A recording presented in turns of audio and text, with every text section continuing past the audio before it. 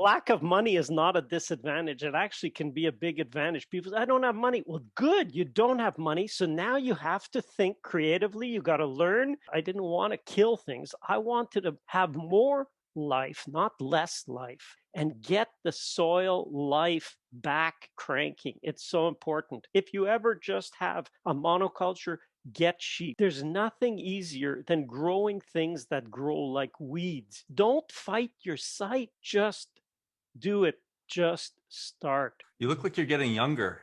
Yeah. We had a big hair day, so had a big hair removal. Chop and drop. Chop and drop. Yeah. Went into the compost pile. Yeah. Do you have nitrogen nodes in your hair follicles as well? Is that what's making and it stimulates all the other ones around it. Awesome. All right. Well, I met I guess Stefan 5 years ago, and why don't we pull up his bio? Actually, Stefan is a gem in Canada, and he's showing how to bring permaculture and agriculture together in the orcharding world. Yeah, so he's a biologist, landscape architect. He's an educator, filmmaker, farm manager, husband. He's got 3 kids. Currently, he's working in his farm is in Quebec, but he also has taught in the past at McGill University, and Miracle Farms is his or Les Fermes Miracle. If you have a horrible French accent. And so if folks want to go check out his website, they can go to miracle.farm, so www.miracle.farm, and they can check out information. He also has a YouTube channel that he's just been crushing on lately. I get all your updates for the videos you're doing on your farm there. I highly recommend going and subscribing to his YouTube channel. You'll get tons of great content, and you guys have a DVD too, but I'm sure you'll talk about that in your presentation today. Hey, I wanted to give out a shout out to you, Dakota. I listened to Oliver Gaucher's interview podcast this week. Oh, great. And I heard that and I said, look, I haven't seen the book, but when I listened to that interview, I said, you guys have put the time in to think this through. Because it's not an obvious framework, no. that those steps. It's easy to blurt out all kinds of things. It's not easy to make it sound simple and be simple. That is the hard part. Yeah. So I knew when I listened to that, I said, you guys have put the time in to think this through, because when you explained it, it came across so simple.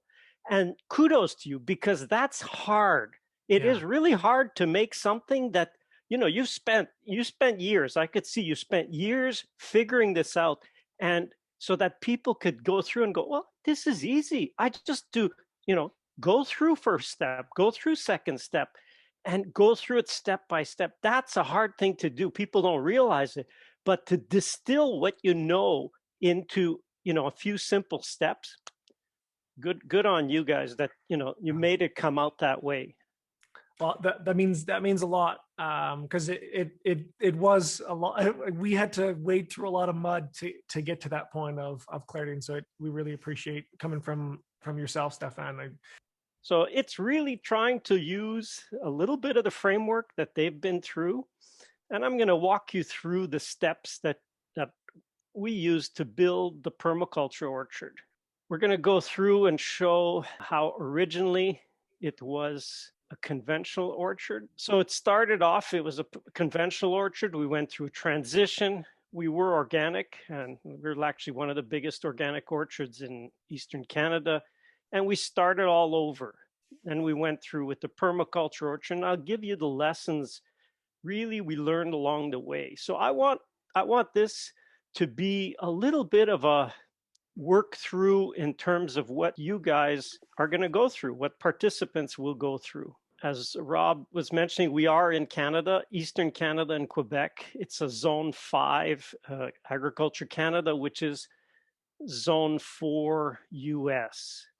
We're situated about an hour southwest here of Montreal, and we're an hour southwest, very close to the US border. So our farm is tiny, tiny in standards of surrounding farms. We purchased a 12-acre conventional orchard in 1992.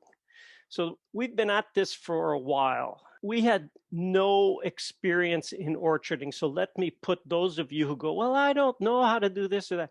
I didn't know how to grow any fruit trees, nothing. This is the first fall after we bought. And like, I didn't know what we have to do at all. Walking around with a little basket. I mean, we were green as grass. First spring after we purchased, hey, this is how the orchard looked. It was a monoculture orchard, 4,000 tree orchard that we had started already a transition.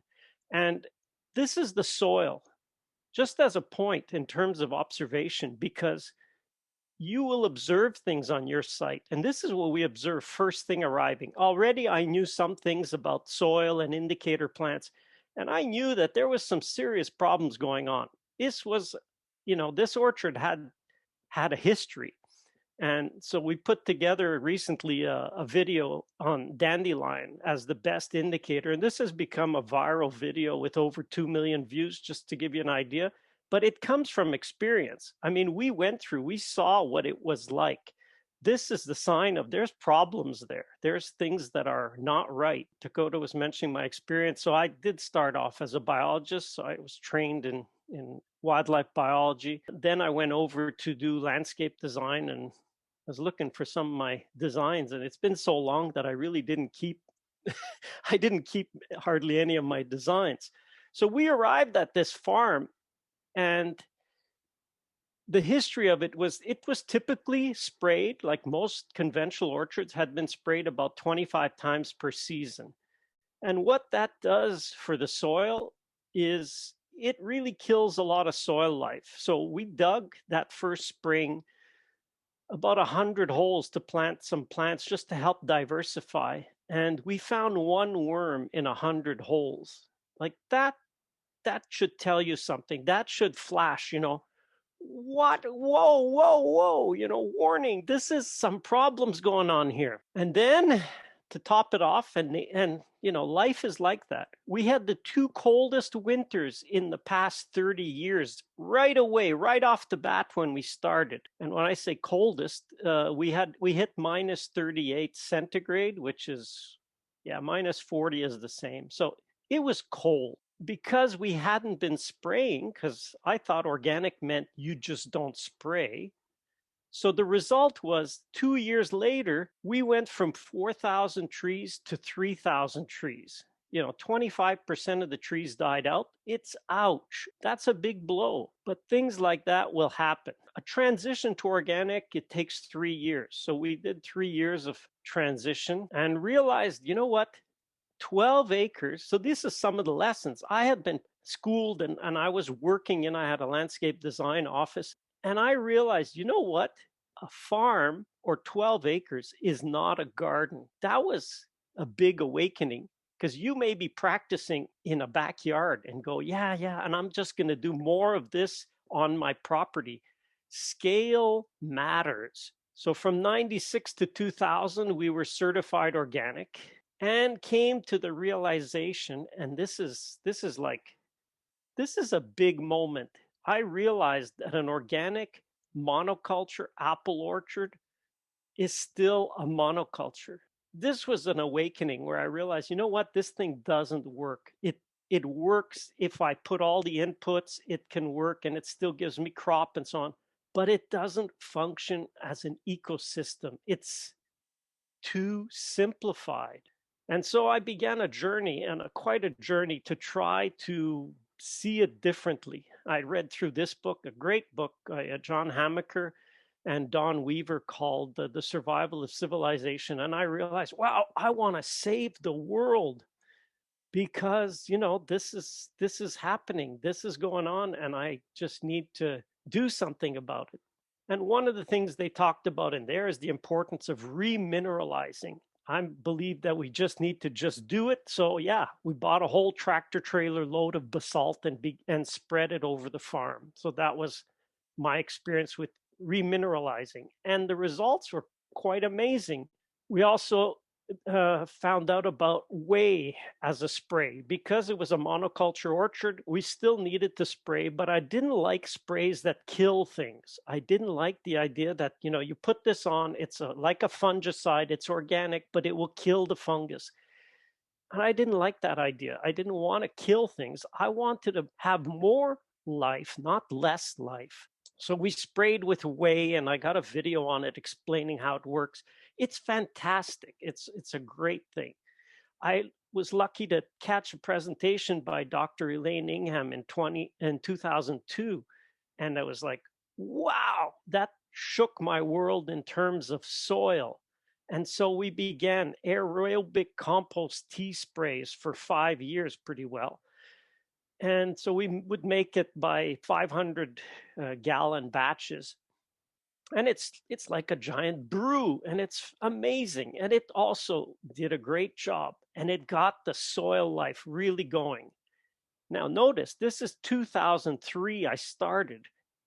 We had bought the orchard 10 years earlier. Yeah, I should have done this in the first year. If you're new to your project, find out about compost teas if it's a large property. If not, just put compost and get the soil life back cranking. It's so important. That was something that would have made a big difference early on, but better late than never. Looking into what things to use. We tried kaolin clay, which is a spray on orchards, and it was a great product. It really kept insects away, but we were also having a diversity of crops. And if you're going to pick green vegetables and your vegetables look like these apple leaves, something is like, that's not that enjoyable. I don't know if I really want to eat that. It's a great thing to use kaolin clay, totally it's actually, you could eat it. It's innocuous, but we stopped using it because of the diversity. So some things can be good, but they're good in a context of a monoculture. They're not so good in a polyculture. And we experimented with animals. We had turkeys. We had up to 200 turkeys at one point, and they were great. Turkeys are the velociraptors. I like to say, you know, ever see Jurassic Park and you ever see that dinosaur walking in the kitchen? Well, the first time when I watched Jurassic Park and we had turkeys, and I thought, hey, they used the turkey as the model for velociraptors because turkeys hunt exactly the same like those velociraptors. So get yourself some turkeys and watch them hunt. It's quite fascinating. But we had ducks, and we had geese, and we had chickens, lots of chickens, all kinds of chickens. And we would run pens in the orchard. These are ways of trying things. And the results were amazing. I mean, they would fertilize the grass and they would eat the grass, and they did a great job. So here's just a quick shot. That was during the orchard in its very early stages where the plants are still small. And we had quail, and we had pheasant, and we had sheep. We had lots of sheep. So we had up to 100 sheep in a 12-acre orchard. If any of you have ever raised sheep, you know that that's pushing it pretty hard. And this was intensive rotational grazing, or management intensive grazing, or if you want to call it mob stocking, because it's a mob grazing. And that is a great thing for the trees, for the grass. If you ever just have a monoculture, get sheep. It's the best way to reduce pests and to cycle the nutrients in your orchard. More continuous experimentation. So the orchard was really a lab, and we tried things in pens. In 95, I went to see Joel Salatin in Virginia. He had one of his open days, and I saw his pens. This is his pens, and I thought, yeah, this is an interesting way of doing it. So we tried different pen designs, and we tried another kind of pen design. So this is where, in permaculture, one of the principles is the feedback loop. You try something, you get feedback, and you adjust and you try again. This is important. You got to keep trying. And then we came up with this design. And this was good, except we used PVC pipes for the uprights. And in the winter, they all collapsed because of the snow load. And then we came up with this design, which now we use actually as a 4-season. We could grow our vegetables in. This is also a pen for chickens in the summer, but here it's used in the winter setting to grow vegetables or to cover our cuttings or whatever we're growing. We call that the pen house. And we tried one with, this is a nice one, want to get back into doing this, but we call this the rabbit roller. And it was simply a cage like this. Rabbits would live in the buckets. They would come out, eat the grass. See the rabbits right there eating the grass. And they would move the pen themselves most of the time. So just a few tweaks, and this thing will be available for everybody in their backyard to raise rabbits and to have the rabbits mow their grass. So that's part of the continuous experimentation. I just want you to realize there is a steep learning curve. If you do like I do and you come from a different background, all of this is new. Take advantage of this summit. Learn from other people. Listen to what they say. Get your information, get your knowledge, because we had to learn about orcharding. I had to learn about pruning and training. I mean, I studied this stuff. I learned from some of the best, and we actually even have a pruning course we put out now. That's all I'll say about it. But you go from zero, not knowing anything, to really mastering it. Learned a whole lot about animal husbandry, soil biology, irrigation. You think irrigation? Yeah, we came to the property. It was 12 acres, irrigated trees. Well, you got to maintain your irrigation. You got to keep it going, fix it, work on it. There's a huge learning curve in that. Marketing. You think, well, I'm just doing it as a homestead for myself. That's fine.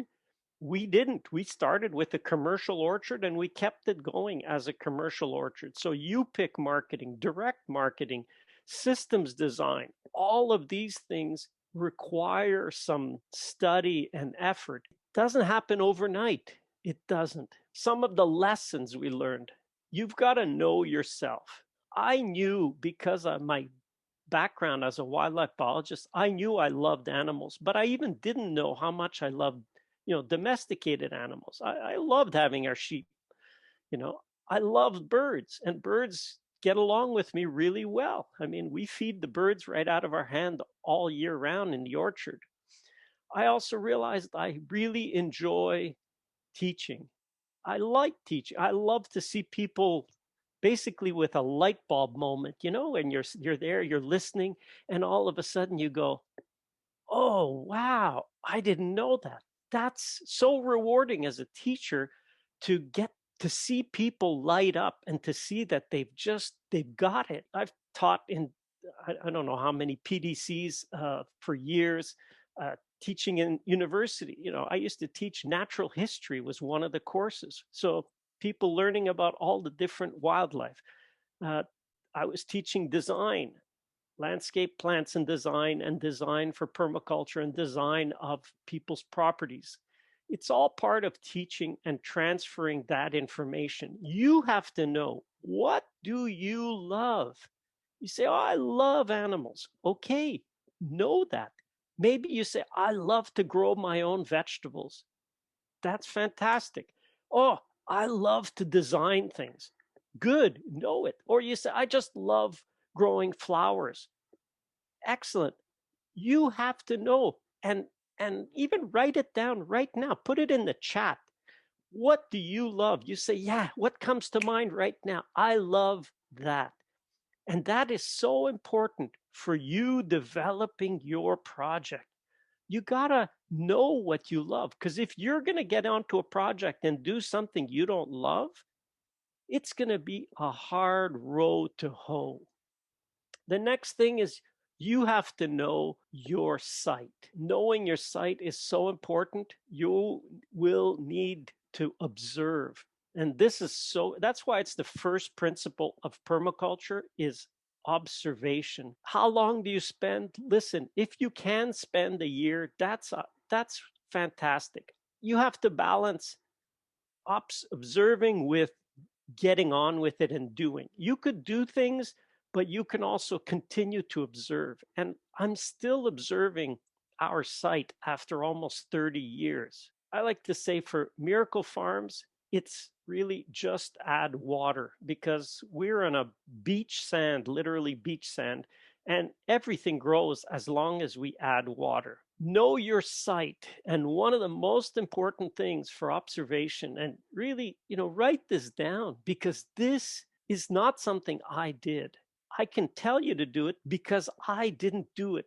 For example, our site, if I said, what grows naturally here? If I had just asked myself that question, what grows naturally, means you don't do anything, it just grows like a weed, then that should be an indicator. For us, it was cherries and grapes. So if that grows naturally, then naturally you should grow that first, because there's nothing easier than growing things that grow like weeds. If you apply it, you will find, wow, that is so easy to grow.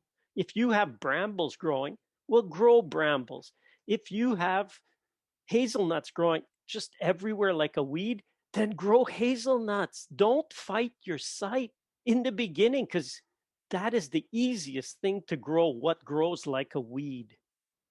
And along the way, because listen, the human element, there will be challenges. If your site gives you ice cubes, then celebrate with iced tea. We had a huge hailstorm. The first time we had a hailstorm was 2012. Our site is fantastic because it rarely gets hail. But we got a big hailstorm. You know what? That really sucks if you have fruit trees. So instead of crying about it, we gathered up ice and made a big pitcher of iced tea. That's the human element of permaculture, is you just, things happen and you've got to just embrace what happens. Don't cry about it. You've got to know what could be an enemy. There will be things that are going to challenge you. And in our case with apples, this is really when we had the organic orchard, but they still apply today. There's 3 insects: plum curculio, codling moth, and apple maggot fly. And we trap for codling moth and apple maggot fly. We developed traps really effective. They work well. We mass trap for these 2 insects now. And plum curculio, we're working on a trap this year to reduce plum curculio. You need to know the life cycle. If you know which insects specifically are your Achilles heel, we'll find out their life cycle. What are their vulnerable periods? Where do they overwinter? What are some of the allies that can help you combat or reduce their populations? So our orchard went into a gradual decline. Yes, it was organic, but there comes a point where one person alone, you can't really take care of a huge area by yourself, especially as a learning curve. And I've really taken on the approach of just do it. I think there is a company that's their slogan, but it's important. Just do it. So I knew I wanted to replant the orchard, but I needed plants and I had no money. And money is important. Why? Because you want to plant some plants. Hey, I just put in an order for some trees that I needed, $500. I can afford it. Put in the order, great. But I couldn't afford $500 at the time, because the farm was like, I used to say, it was a black hole. Every bit of money that I would make would go into the farm and it wouldn't come back out. That learning costs money. So I started a nursery in this little greenhouse. Now this is an 8-foot by 8-foot or 2.5 meter by 2.5 meter greenhouse. And we'd put in 10 trays like this. Each one would hold 200 plants. And they wouldn't all take, but we would do cuttings. And so we would do thousands of cuttings and get 500, 800, 1,000 each batch. And we would do 2 batches a year. This is a way to start. Just start. You can afford it. It's cheap. A little greenhouse like that, we bought it on liquidation for $40. Hey, just start. We started a nursery, and here was one of my past students who became my apprentice, Jean-Francois. He was the one who was instrumental in me restarting to replant. So, the orchard was going down, and life is like that. he came around and said, hey, I want to work with you. I want to help you. I want to learn. And by then I had learned, because I'd made so many mistakes. I knew a lot of things just because it was the school of hard knocks. So we started a little tree nursery, 70 feet by 30 feet with 1,000 trees. You think, oh, I don't have 70 by 30. Well, cut it in a half, cut it in a quarter. Can you grow 200 trees? 200 trees will get you pretty far towards an orchard. Just do it. Just start. And then in 2006, we really went whole hog in removing the orchard. And that hurts too, because, you know, an orchard that you've cared for, in this case, this was 15 years almost, we had cared for it, and now you start cutting it down and pulling it out. Ouch, it hurt. And then 2 years later, 3 years later, I learned that we don't have to remove the trees. We can overgraft. I can remember learning that one, and that one hurt. I said, what? So these guys who taught me pruning came from France and said, no, in France, they don't cut orchards down. They just overgraft them. I put out a few videos on overgrafting because this would have saved me literally 1,000 trees. I could have cut 2,000 trees and left 1,000. Instead, I pulled them out and I replanted. That was a big waste of time and effort. Anyway, I learned it's better to start from scratch. Don't start with an existing orchard. Start with a bare area, prepare it, and then plant. It's far better to do that. Starting from scratch is better. But you know what? It's better to just start today, period. Just start. In the beginning, early members, because we function on a membership system for the UPIC, they came to pick for 30 minutes. They'd pick their bushel of apples, and then they would ask, oh, what more do you have? Wow, I'd say, well, I have this other kind of apple over there. No, we got enough apples. What more do you have? That got me really thinking. Diversity is key. And that's what led to one of our concepts in the redesigned orchard, which is the grocery store concept. People are used to going down a grocery store aisle and picking, you know, one of these and two of those and five of this. That's what they're used to. So we can design the orchard in the same way so that it's not all just apples. So now people can go through and say, well, I'm going to get, you know, some apples, some pears, some plums, pick up some grapes too. Oh, and I'll get some chives here too. They're right below the trees, and so on and so on. And this has been instrumental. And how to get this to work at scale is probably maybe one of my biggest contributions, because you could put all kinds of trees in, but picking them will be a bit of a nightmare. So what we did was we designed the orchard to have 3 10-day harvest windows every month. So we would simply select the tree that we were going to plant. We needed to know, when is it harvested? So we'd say here, for example, these 2 rows are all planted with trees that are harvested in the last 10 days of September. And then the next 2 rows are the first 10 days of October, and so on, right through the season from early August till the middle of October. And each of these rows in the orchard has 3 harvest periods per year per row.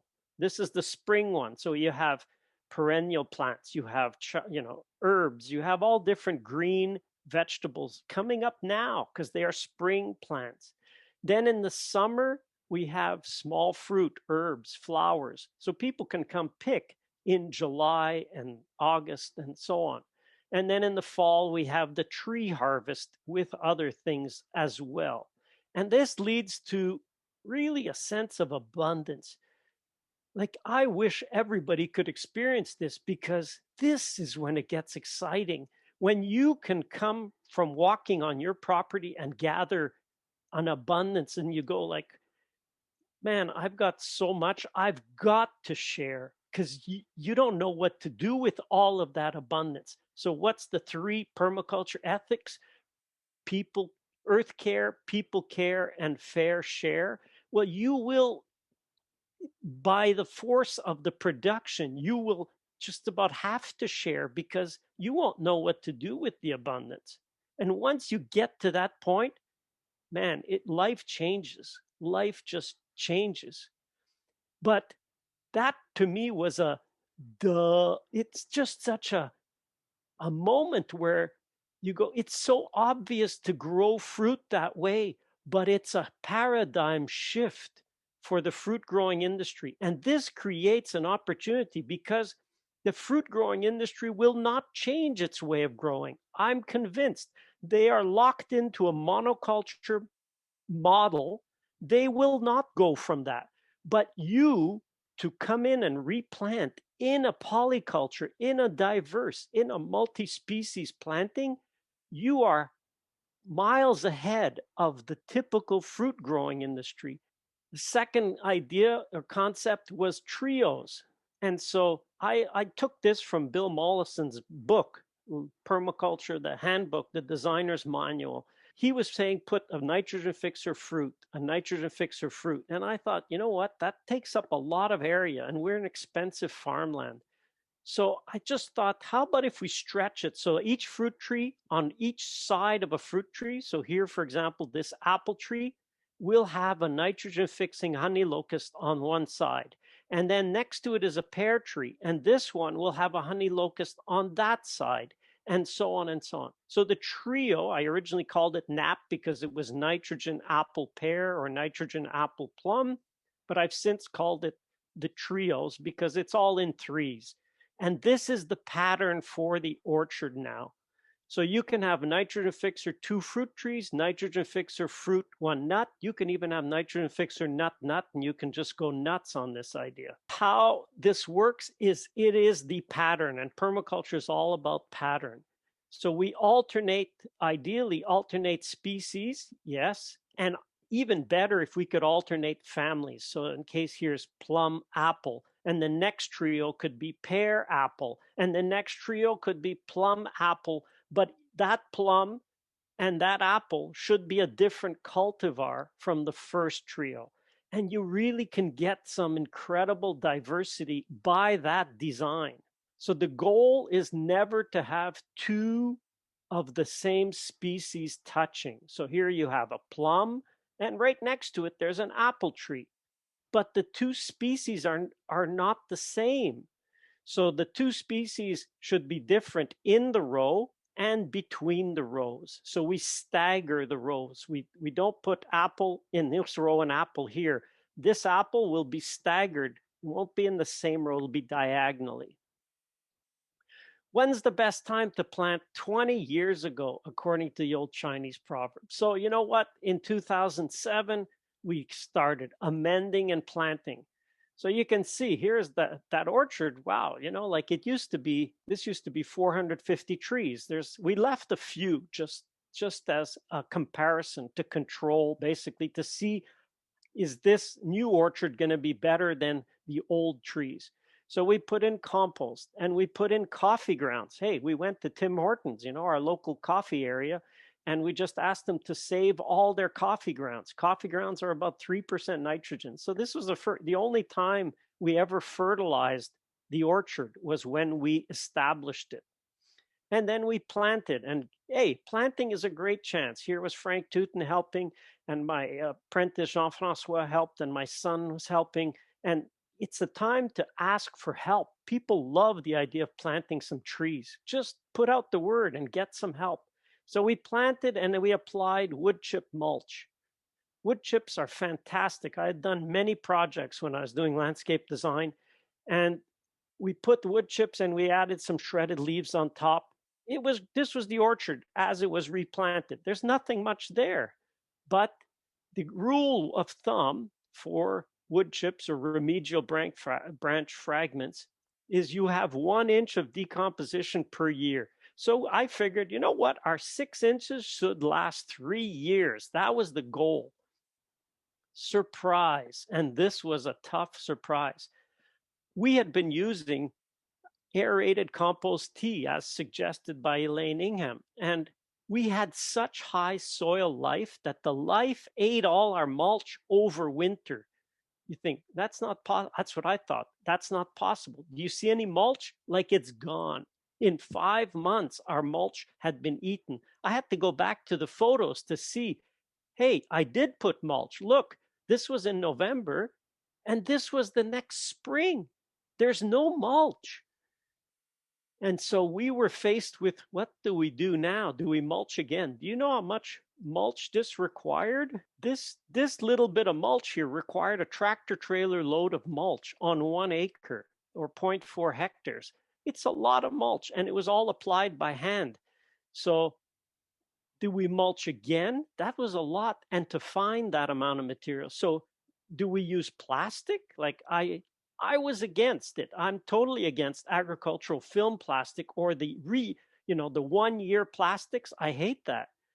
But we had used 30 to 40-year recyclable plastic from plastic mulch in the nursery, and it is so incredible. That stuff is tough. So we've used it 3 times. First time it was used for silage. So we recycled. We simply used somebody's old silage plastic that they were throwing out. We used it for a nursery once, and we used it for a nursery twice, and it's still rolled up and ready to be used again. So this is a thick 6 mil grade plastic.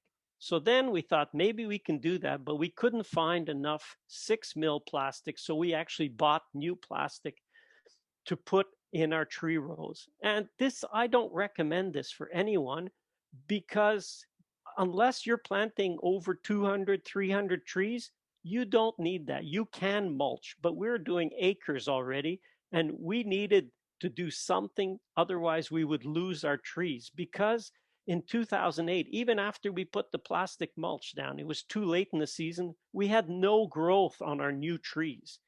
But we saved them from dying because we literally were searching for our trees. Some of these trees, see that little tree here, down here, it's so small that it was covered in grass. You see how tall the grass was?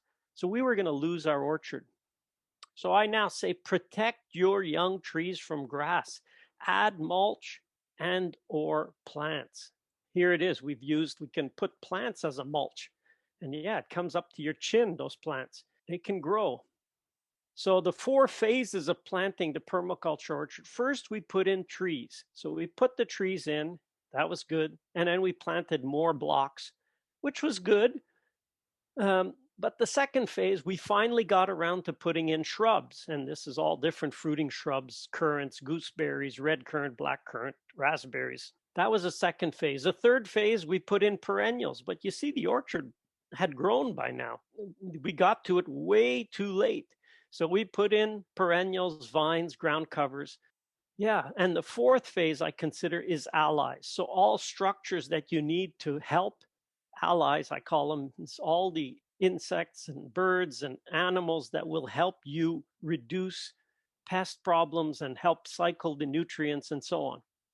So the big lesson I learned is that you can put it all in at once. Put all of that in at once. And I would now say, do a smaller area, but finish all 4 phases. So this is, I'm telling you this because I didn't do it. And I realized, yeah, that would have been way better. It would have been smarter. So do less, but get it finished, because the plants really benefit from those first few years of full sun. So here's the first year after the plastic. Okay, so you see a few of the bigger trees, but finally our trees had a breather. So this was starting. I would say absolutely go read and study Mollison's 3 Phases of Abundance. I did a YouTube video on it, and I link a brief article that Mollison wrote. It is absolutely what you will go through planting. It is phases of abundance, and you want to reach abundance for each of the 3 phases. So in 2009, finally, after having the mulch, our trees doubled in size. And that was a real, in French, we say soulagé. It was a relief. It was a huge relief to have our trees leap in size like that. And what we also did was we took advantage of the plastic mulch to put in vegetables. And I now say you can be profitable in the first year if you put vegetables with your trees, because your trees are not shading. You can grow all kinds of vegetables. I made the mistake of putting in, I put in 4 rows with zucchini, and these rows were 300 feet. So 4 times 1,200 feet of zucchini. My wife didn't like when I came home with this was the first little harvest. It got way bigger and more harvest after that. And she was like, what do you want me to do with that amount of zucchini? So you can grow a lot of vegetables in those first 3 years. Give it 3 years and then stop and switch to perennial plants. Out here, Stefan, we call that cordwood. Well, the dog and the chickens didn't like me either after a while, because it's like, how much do you want me to eat of this stuff? I mean, it's a lot. It's a lot of, and these are small ones. I left the biggest ones. It's, yeah, zucchini. Don't put in 1,200 feet of zucchini unless you have an incredible market for zucchini. That's an important life lesson right there, folks. Yeah. So one of the things we learned along the way too is make the smallest hole possible. And this applies. I use plastic, but even if you're putting mulch, try to make a very small opening in your mulch. Don't make, oh, I'm going to open it by a foot and put a little plant. No, put the smallest opening possible in your mulch. And we literally, like, this is how we plant all of our perennial shrubs now. This is it. A cutting, rooting hormone, stick it in the hole. That's it. We put in thousands of perennial shrubs that way, fruiting shrubs. And the next year, here it is. Boom, it's popped out. Look at the base, no weeding. And that is important. When you get into any kind of scale, if you're talking acres, and you're not relying on herbicides now. So what are you going to do with plants that are out competing what you planted? My big concern was putting plastic mulch. I said, what am I going to do? I was trying to think, how am I going to get organic matter under that? Because to be certified organic, I could not keep a permanent plastic mulch, because you're not adding organic matter under the mulch. So I was worried about it. I was thinking, what am I going to do? And I like to walk. I get up early and I walk through the orchard and I talk to my creator. And I was walking around thinking, like, what am I going to do about, this plastic and not getting organic matter? And I'd start to see this happening. I'd start to see these strange holes around, and this was probably Egyptian onion I'd planted, and I'd see these holes, like all the organic matter was gone in these circles. And I realized, because I'd also go out at night to just check what I thought I was seeing, and I would see the worms coming out of the holes and bringing all the organic matter down into the hole. Wow, I was so relieved. And I realized they survive better with that mulch protection and they get bigger. So it turned out really well. Another point about maintenance, I like to really use the Pareto principle, 80-20 rule. So 80% of your area will take 20% of your maintenance time, and that absolutely applies. On the contrary, 20% of your area will take 80% of your maintenance time. So for maintenance, focus on this 20%. Get rid of those plants, redesign it, look at it and say, no, that's got to go. I got to do something that takes less maintenance time. And when I was doing landscape design, and this is all about landscape design really, is I learned the importance of edges. An edge, Charlie McGee's going to be with you guys. I think he had a great song. The edge is where it's at. And that's where it's at for diversity, but the edge is also where it's at for maintenance. That's where you spend the most time maintaining. And so this system of having the plastic mulch right up to the edge of the grass, I mow right on the plastic edge. And so now I maintain, miles of edge very, very easily just by mowing. And there's no way I could have done that if I'd put, a mulch. Uh, it would have been very difficult. Allies, just a quick word. I love Sepp Holzer's quote. If you do not want a pig to do the work, then you inherit the job of the pig. Write this down. This guy has thought it through, and this is so applicable. I don't want pigs. Okay, then you're going to inherit their job, their work. So I applied it to everything. I said, well, do I want to inherit the job of the birds that are catching the caterpillars? Do I want to inherit the job of the wasps that are patrolling my fruit trees? Do I want to inherit the job of the pollinators? Do I want to inherit? Yes, I did inherit the job of the woodpeckers because we don't have enough big trees, so we add nest boxes. So know which job you're going to inherit. A last point about maintenance is train up a young tree in the way it should go. So Proverbs, if you ever look in the Bible, Solomon was a really wise man, and he had a saying: train up a child in the way he should go. Even when he is old, he will not depart from it. And it's interesting how the same thing applies to a young tree. So we've learned, and I've learned this with the master of it, Dr. Lespinasse, and the importance of training instead of pruning a fruit tree. And it's fantastic. We have a whole block now that we don't even prune because we applied this, and it's incredible. So there's things to do to maintain your tree, to make it easy to maintain for long term. It's worth knowing and it's worth doing. Diligence, very important. Stop being a permaculture spectator. I like to use this metric. If you spend more time, Facebook, YouTube, whatever it is, if you're spending more time on your media than you are in the garden, then something isn't right. You say, I want to have this property. You have to balance doing and learning, or doing and basically spectating. You're here for the summit. You're here to learn, but you have to balance that with take notes, aim to apply some of that information, because listen, I can tell you that because I spent my 20s, the whole of my 20s in university. And I was, instead of media, it was learn, learn, learn, learn, but I wasn't doing. And that's one of the reasons we bought the orchard. I was so built up with, I have to do something. I had to do because I'd been learning so much, but I needed to do. So try to always balance learning and doing, learning and doing. Focus on the positive.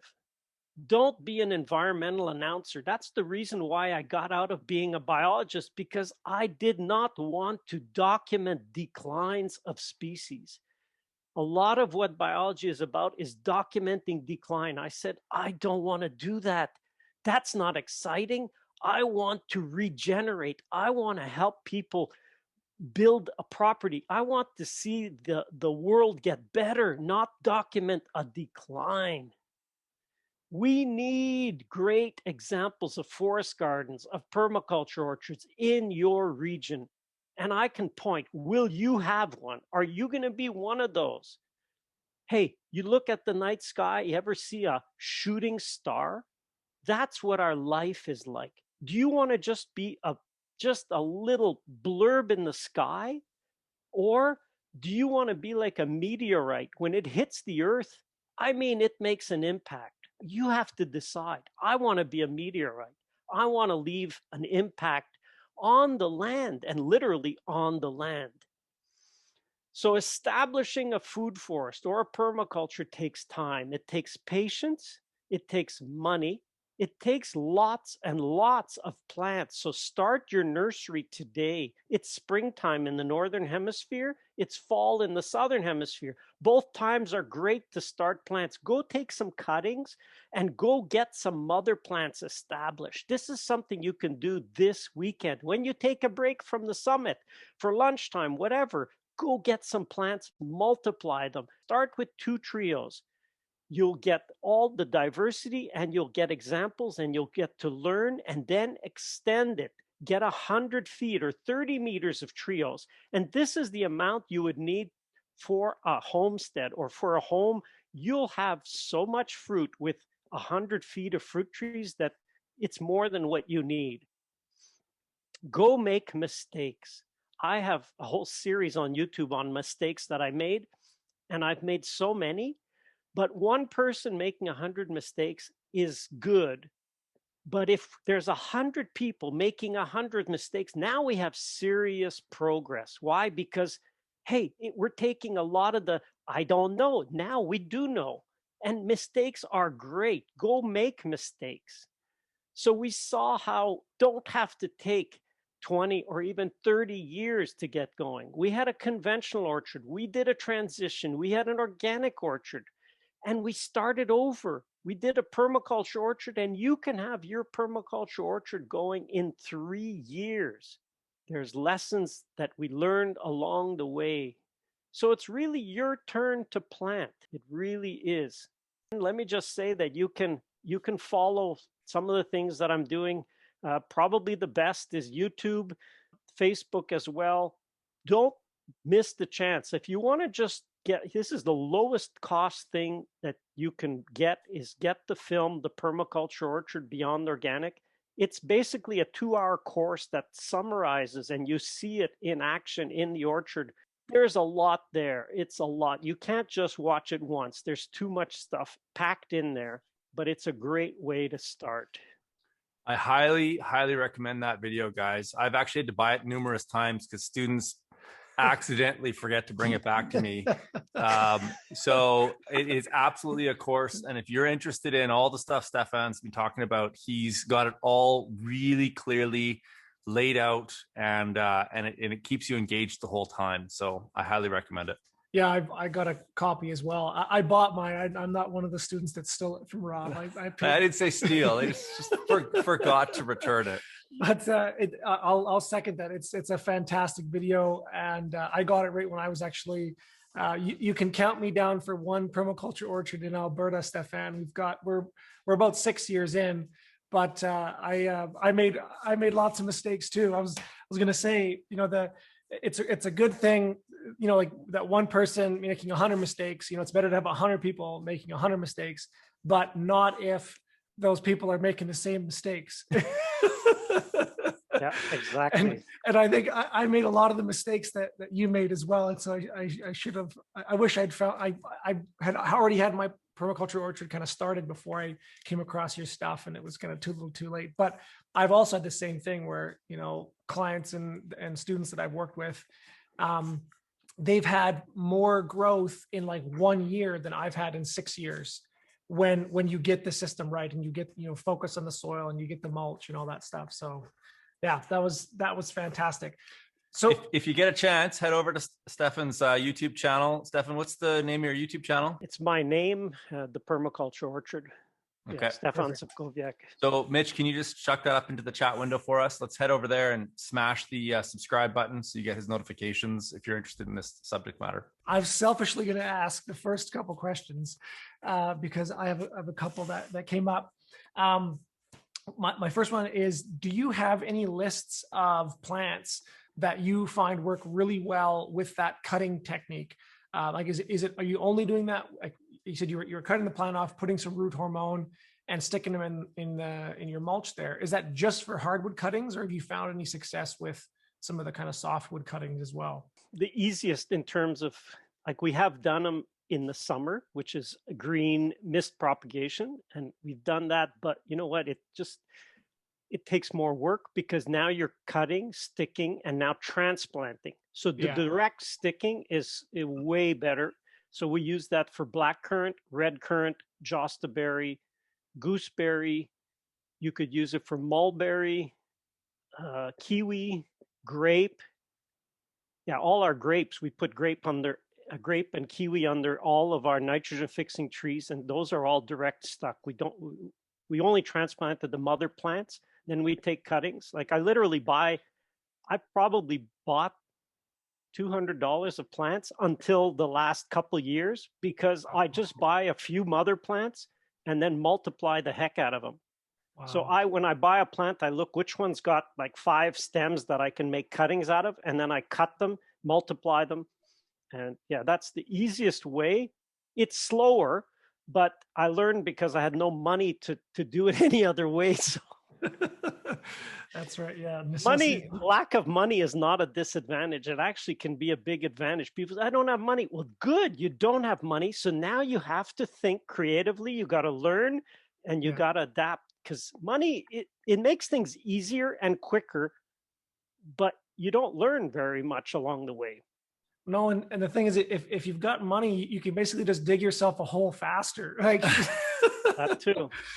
Yeah, I've done that. I put a few $100s of plants at one point, and none of them are still alive today, because that was in the very first year where I didn't do observation. I thought, I'll just put them here.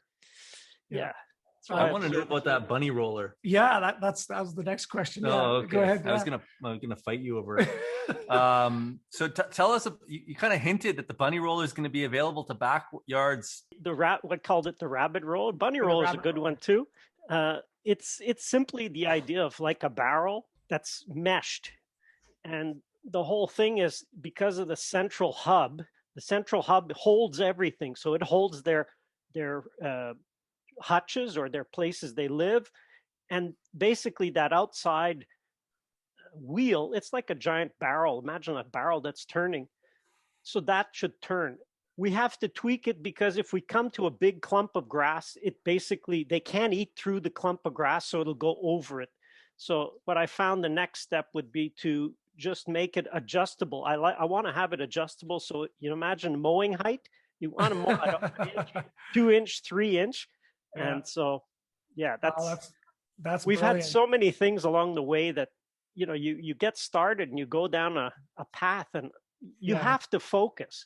Right now, my focus actually is education more than innovation. I innovated for years, trying things. We developed traps, for example. The traps has been amazing. There was no traps. How do you mass trap a certain insect? Well, we had to develop them. But right now the focus is I need to just get more people informed with, how to do these things. Tractors are sold in like horsepower. When you eventually start selling plans for these rabbit rollers, is it going to be like bunny power? So it's like, this one is, 10 BPs. Yeah, exactly that. The first one we started was 10 rabbit size. Yeah. And so you could have basically a half, so 5 rabbits, or have a female with all her young. It worked really well. It was incredible until they all escaped because they chew through. So you got to put material that they won't chew through. And so they chewed through. We had cedar strips, and they just ate through the cedar strips, and then they would push through the wire mesh and all get out. Diane Patrick. She says, do you have any resources for applying permaculture to urban and suburban backyards? Yes, we have lots of resources. It really depends what you want, how you want to apply permaculture, because you could apply it with what Rob teaches, go with the greenhouse. I think every urban and suburban property should have an attached greenhouse. Like I've worked with our city to try to get a front greenhouse on the south side of our house. Yeah. And they say, oh, no, you can't. Well, why can't you? Well, like there isn't a good reason. It's just, no, you can't do that. You can put it in the backyard, but our south side is the front yard. So to me, it was, well, no, but we need to put it on the front side. And I look at, thousands of houses that should have an attached greenhouse to extend your spring and fall. We're in Canada here, and spring and fall, if we gained an extra 6 weeks where we can open our windows and get warm air, like just that. Imagine the savings in electricity and in heating and in oil and whatever, is simply as putting an attached greenhouse. So however you apply permaculture, there's so many areas. Go see my YouTube channel. Just start there. I'd say get the film. I say we're coming out with a master class, which is going to be basically, you're saying a book, but we're coming at it from a all video perspective. And so that's in the works. Hopefully for next year, we'll launch it sometime this year, but it's a huge project to get everything in there. Perfect. Let us know, and we'll put that out to our network. Basically, all of Stefan's ideas can be scaled down. I mean, a trio doesn't take a lot of space, and right. 3 trees. It's crazy on our small urban property, and which we're going to talk about tomorrow. I think, our tiny little food forest produced piles of food. So you don't need a lot of room to take. A lot of Stefan's ideas are based in very sound ecological principles, which are easy to scale down or up. Stefan, we're getting a lot of questions that people are asking about what's the difference between training versus pruning. And I know you mentioned that you had a course on that, so maybe you just want to direct people. In there, we really do explain the difference. Pruning is, you're actually cutting branches. Training takes the same amount of time. So if you're in front of a tree, it'll take you as long to train that tree as it does to prune it, but you'll train it twice in the life of that tree, and you virtually don't have to prune anymore. So that is a huge thing. And the training is simply the natural progression. A branch starts off, it often grows like this. And then with the weight, having a load of fruit, it comes down. And then the next year it comes down again. And so what you're doing is you're taking those branches and you're getting them to fruit stage quicker. So what that does is it gets your fruit tree producing sooner. It gets your tree a little smaller, which makes it easier. You're not as far out in the range. And once they're trained, you virtually don't have to prune it anymore. So the difference is you take it and it's a bending technique. You just bend it and attach it. You fix it there for 2 to 4 months and it's done. It's funny. I remember visiting your farm and walking up onto the property. I'm like, man, and I couldn't figure out what was different about your orchard. And like the name Dr. Seuss kept coming up in my mind. And then you took me through it, and it's like, I can't remember the numbers that you were talking about, but I remember like 20 hours or 2 hours versus 40 hours, like how you were training those trees. You were saving so much labor. You were taught by French orchardists, I think, that and then you kind of applied it to our context. But they would laugh at us in terms of how. There you go. It's not New Society, but this is literally like these guys wrote the book, and this is the ones I learned from. Both authors, I learned from them. And there is an English one. It's called Novel Concepts in Fruit Pruning or in Fruit Training. Novel Concepts. You may want to do a quick search by Lespinasse and Le Terme. And incredible. I mean, that these people, they were faced with high labor costs for orchards. And they said, look, France has very high labor costs for even agricultural workers. And they said, we can't operate. So they've got it down that you could do a hectare per day. A hectare is up to 2,000 trees. Wow. Pruning. How do you could literally, you walk and look at a tree and you're done. Like that's how fast you have to prune 2,000 trees a day. So it's that kind of technique using mostly training. So huge labor. Like when I see even some of my trees that I haven't done a good job when they were younger, it's amazing what a difference it is. We got another 15 minutes of your time of questions, because there's a lot more. If you could go back to when you first bought your property and you only had 30 seconds to tell yourself something before the time machine sucked you back in and brought you back to today, what would you tell yourself? First of all, I would have said, don't buy an orchard. Buy a bare piece of land.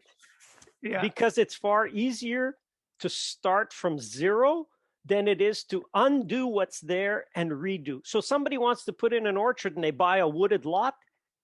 Yeah, that's not the place to start. So that would be the first. The second one, quick one, because I only have 30 seconds, is absolutely get some of this information, because like I didn't know how to grow trees. I did not know anything about this. I knew about wildlife. I knew about landscape design, but I didn't know how to manage 4,000 trees.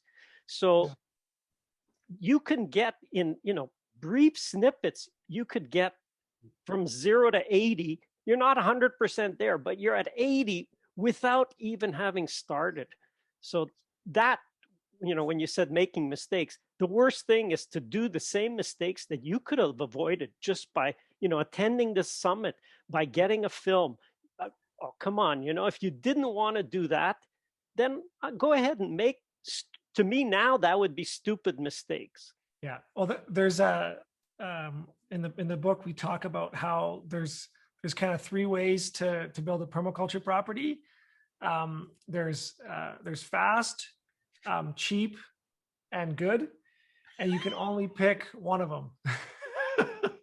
So it's like if you want it to be, or so you can, if you want it to be good, it's not going to be cheap, or if you want it to be good and fast. But if you want it to be, cheap, then it's not going to be fast because you got to take the time to learn it all yourself. But this is where, like, do you do consulting and stuff as well, or is it mostly like group education stuff? Yeah, I've gone away from individual consulting. I basically priced myself right out of it just so that I no longer get it. Like now I charge $1,000 an hour. If somebody's going to give me $1,000 an hour, all right. But I don't want to do anymore. I do group consulting, and that's something that we'll be doing more of. So because I found when you're consulting and you're one-on-one, if you were 5 people, you'd be saying the same thing for each 5. So I just look at it as more efficient in our time that you're going to say it to 1, say it to 5, and you can, charge much less per person, allow more people to use your services, but you're just repeating a lot of the same things over and over. Yeah. I mean, I've done projects where consulting where I realized, wow, my basic thing is if I don't save you what you pay me, don't pay me. And that's my guarantee, because I've seen where I've saved people $100,000 in 15 minutes. Yeah. They're ready to go ahead on something. And you look and you go, that is type 1 error. Like that is so much of a mistake. Just so people think, well, I'm not going to do consulting because it's expensive. What's the mistake and going and doing and paying huge bucks often on something that you go, like, that was totally, and it's so simple. Like I've told people from Google Earth, I look at their property and I say, no, don't, like where they're going to put something, don't put it there. Like that's the worst place on your property you can put it. Yeah. And that's, I mean, Rob and I are kind of in the same boat too, that we found is like trying to maximize like there's only so many hours in a day, and there's a lot of work that needs to get done. So how do we scale this up as quickly as possible? And obviously courses where you're teaching, like an online summit like this, where you're reaching, thousands of people, that's like, we can be taking the same time and just talking to one person at a time, or we can do it to thousands. But we have found that there is still a place. And just like you said, like when somebody has like a completed design and they're about to jump into like the implementation phase, that's where spending an hour with somebody who has a similar context to you, they've got experience, $1,000 is cheap. Like that's, we're our goal is the same thing. We try to 10x the value that we're charging in terms. So it's like if you're spending $1,000, we're going to save you at least 10,000. And it's pretty easy to do. Well, it's funny. I just bought a piece of land. Now we're on a quarter, and I'm calling Dakota almost every 3 days. It's like, man, everything on a farm costs $3,000. Like you can't even get up for less than $3,000 some days, and so it doesn't take long to get that value. I just noticed in the chat, Stefan's website is being placed up there. Your pruning courses are up there, and also the link to your video. So if you guys are looking for that, just scroll back in the chat. And I don't want to crash this website, but if it does happen to go down, because there's thousands of people on this live stream, check back a little bit later. Yeah. So another question here is, what is is there a particular significance of threes? I noticed that there's the trios, there's the the rows are harvested 3 times. There's having a 3-week. Could you explain a little bit about that? Yeah, I've noticed that too, and it's whether it's conscious or unconscious, but 3 brings stability. Two is never stable. And in design, like even when I looked at landscape design, if you put two plants, that's disturbing. Why? Because you don't know which one your eye wants to settle on. But if you put three or five, Okay. that's nice. But Yeah. it's also in like a triangle is three sides. Put four sides. Isn't that better? No, four sides plops over because it's Yeah. four side. Yeah. So to me, it's like nature has given us examples. You look at the number systems and so on. There is reasons why. My basic premise is if you're not sure what to do, let's say you want to do a practice in the garden. If you're not sure, look at what nature does. Yep. Like it's got so much more years of practice on it. It didn't go wrong. And so if we just disregard it, we will make the mistakes. And making mistakes is okay, but adjust. Quite a few questions about the codling moth traps. Do you have any resources for that? I have a French video on the codling moth. I explain it. And this year we want to shoot an English one just because it's like, well, yeah, it's explained quickly in the course. Like a lot of things, it's just, 10 seconds or 20 seconds. It's simply an oil container that we drill some holes. We put water and molasses in it. And the hole size is important. We used to have a 3/4 inch hole, and that allowed too many non-target insects to get captured. So now we go to a 1/4 inch size. Like we don't want to kill things we don't want to kill. Yeah. And so now by limiting the hole size, the codling moth can go into a 1/4 inch, but a lot of other ones or bigger moths can't. And so that just reduced the incidental catch. And it's very simple. It's like so many times we make it so much more complicated. It's like, oh, let's reach for that product. Yeah. And we really don't. Like we could go completely toxic less, like no toxins. You could drink water and molasses. So that's kind of my take is whatever I use in the orchard, like we use whey. What's whey? It's a cheese byproduct. But I can take it and I can literally drink it because it's nutritious. You ever drink, maybe if you did gym or you whey protein, well, that's what it is. It's basically take the water out and you're left with whey protein. So using things you can eat on your fruit trees, you can do fruit trees without any toxins. I obviously haven't always been in agriculture. I, as a mechanical engineer, started in the oil and gas industry. And before that, I was in the food industry. My dad had a cake factory. And as I started to uncover things about the agricultural industry, this saying comes to mind: in an insane society, the sane man seems insane. And like the fact that we advocate for poison on the food that we eat, like the Romans did it by accident by putting lead in their cups. They didn't know that lead was so toxic, but we're like actively spraying our plants with things that kill, not just us. They're like nerve toxins. It's unbelievable that we've come to that place, and we think it's normal. Oh, it'll just wash off. Like it'll just end up in the ocean, or who knows? But it's crazy. And if we knew how much is used, like there would be a whole lot of things we wouldn't eat. Like just look up the most sprayed fruit: bananas, strawberries, apples. Like if you're buying fruit, almost I'd say buy Western fruit because they tend to need less sprays because it's drier. Because in a wet year in the East, I've seen times where there were 30 times recommended to spray. Some years you can get away with 8 or 9. Wow. It's crazy. And you do not wash that off. It's applied from the time it's just finished, even before it blooms. Like we even had one recommended spray already, and the trees haven't even started to bloom yet. Wow. Another question here is: how does the farm stay viable during the non-growing season, or do you depend on the profit from the harvest to kind of sustain you through? Yeah, actually, this year we're living off the 2 years before, because last year we didn't have much of a harvest and COVID closed all the educational aspects. Yeah. So, learning to manage your cash flow is super important, and learning to live frugally.